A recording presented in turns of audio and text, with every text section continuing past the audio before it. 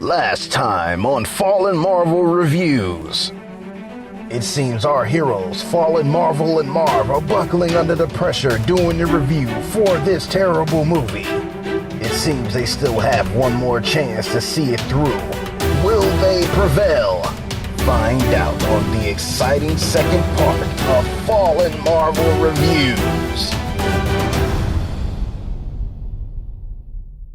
There's still not any type of connection with these people, and Ben and Sue are still feeling, getting all in their feelings because Reed pretty much left and never came back, and he's been gone for a year. And now they're supposedly having a hard time tracking him. The only thing I would give credit to that is because Reed Richards is basically a genius, so I'm pretty sure he's capable of trying to hide himself from whatever. I will buy the notion that Reed Richards, yes, is a genius, but still, just how would he be able to escape the military for a whole year? And then it took Sue to find him because she can detect patterns like no one else. Remember that early conversation that a segue how she could do patterns? Yeah, that's how they used it here. So the only reason why they're looking for him is because now they're trying to create a second prototype of the machine that they use to go back. Of course, anything with the government involved usually is up to no good. And then like the head honcho guy who was basically I don't know how to describe this guy. Only thing I would say is the same guy who was supposed to be the leader in 2008 Incredible Hulk. I don't remember the guy's name. That's how I'm going to refer to him. So they finish the machine. They send a few military guys to go and explore. Then they see Victor, who looks like he was like limping and injured for being there a year. Yeah. And they bring him back to examine him. And the first thing that somebody wants to do is go and talk to him. And it's the main government guy that wants to go in to talk to him first. Granted, they already pretty much establishing early in this movie that him and Victor don't like each other very much. So why would you want to be the first person to go in and talk to somebody who potentially has deadly power? What I never understood is why this dude was like chewing gum almost every scene. He was like chewing like a wad of gum like this big. You know when you're a kid and you're chewing gum, you got you basically like chew up like 6-7 pieces of gum at once or whatever because you want to see how much you can chew and want to see how big a bubble you can get. That's what this guy was in this movie. He was chewing gum in a military briefing. He was chewing gum on a plane. He was chewing gum when they brought in Reed. And he was chewing gum when he went in to talk to Victor when he came back. Yeah, that guy was weird. So apparently Victor has been playing possum only to come back to pretending he was injured, to come back and pretty much try to kill everybody at the facility because apparently with him being on, Planet Zero for over a year, he pretty much established that as his own world. So the fact that they came back, pretty much in his mind, he felt they were invading his world and trying to destroy it. So in turn, he wants to destroy Earth to make sure nobody touches his. Yeah, that was his motivation. So he sets off a big black hole thing that's supposed to suck Earth into a black hole eventually to leave him alone on his world or whatever. So after some things happen and him just walking around, head explode. There you go. Blow your head up. There you go. Bullets don't hurt me. Blow all y'all up. His brain's over there. Just walking. And he looks absolutely awful. Okay? He looks terrible.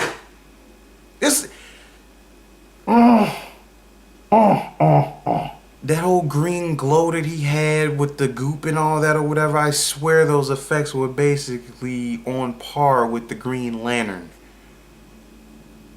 It was that bad. Well, only saving grace is that like the whole entire suit wasn't green screen, just only like crevices and cracks. FM, it doesn't matter. There was no redeeming quality to Dr. Doom's look at all. So after setting off this little chain reaction, the Fantastic Four, not named yet, finally go after him in the vortex that he created only to fight him.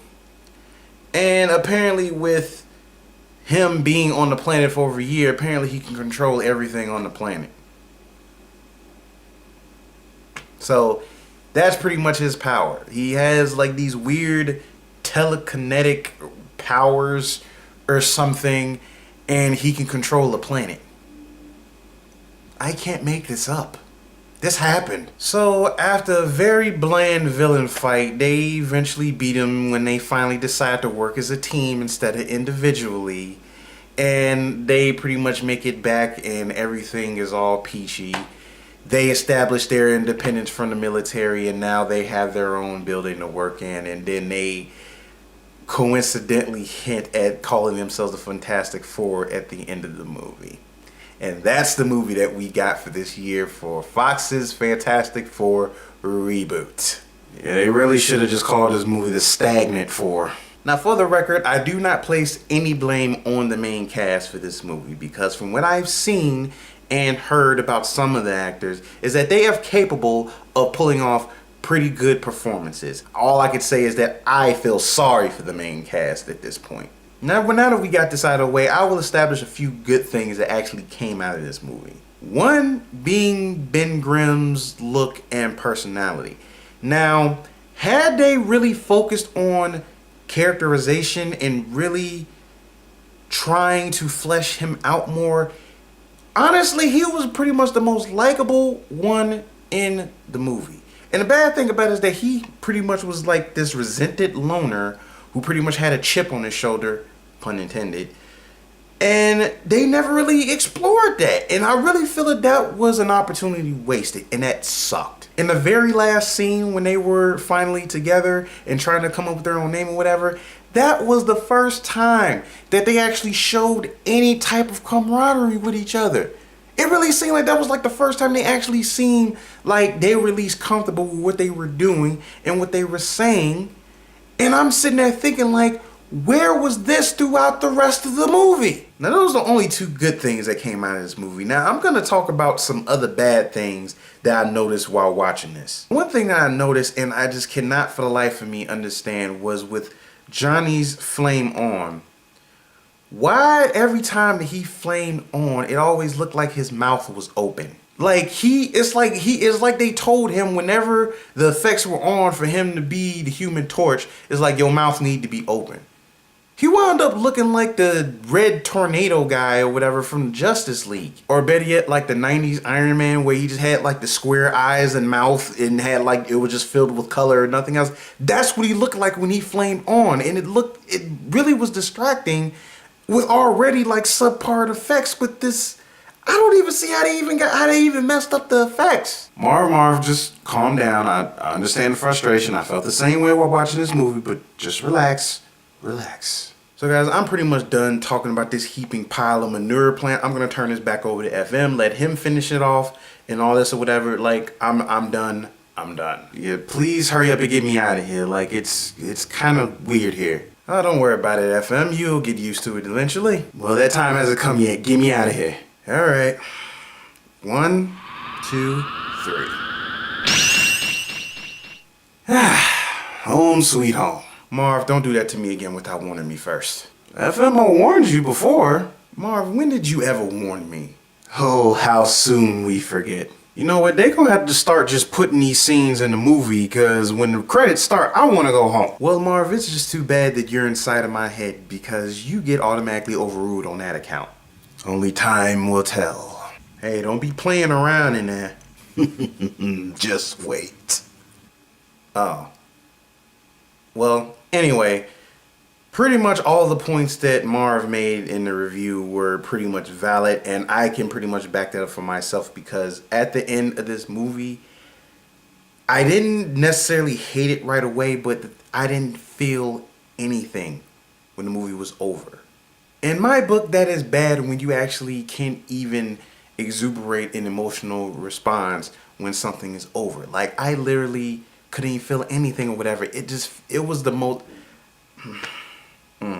This was arguably the most bland superhero movie ever to be made, ever. Quite a few people are not understanding why this movie is rated lower than the likes of Batman and Robin and Ghost Rider and the like. Let me break something down for you why Batman and Robin is actually not as bad as this one. FM, please do tell. As bad as Batman and Robin is, the thing is that was one of those movies that is in the category that it's so bad that it's at least good for what it is.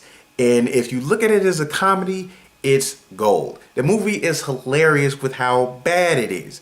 And the movie itself has like a little bit of charm, but it's just like, it's just so campy, and just the dialogue is just so, just I can't help but laugh thinking about it. But that is the main reason why that movie is rated higher than this one, because Batman and Robin at least had some charm to it. I mean, let's face it, we got George Clooney as Batman, Arnold Schwarzenegger is Mr. Freeze.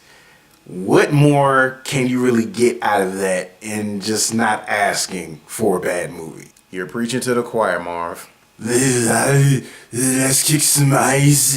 Yeah, that's okay. Stop. So to go ahead to give this movie a score, even though I really don't think it deserves one, I'm gonna give it a solid 2 out of 10. It's only for those 2 good points mentioned earlier, and that's not really saying much. In my opinion, you should have gave the movie a -4, considering it was a subpar Fantastic Four film. So there you go. You have the review for the Stagnant Four, aka Fant Four Stick, better known as Fantastic Four.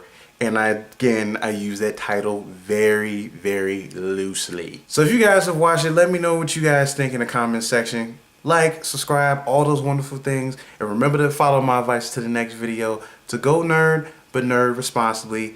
This is FallenMarvel. And this is the Marv that did the review today. And we're out.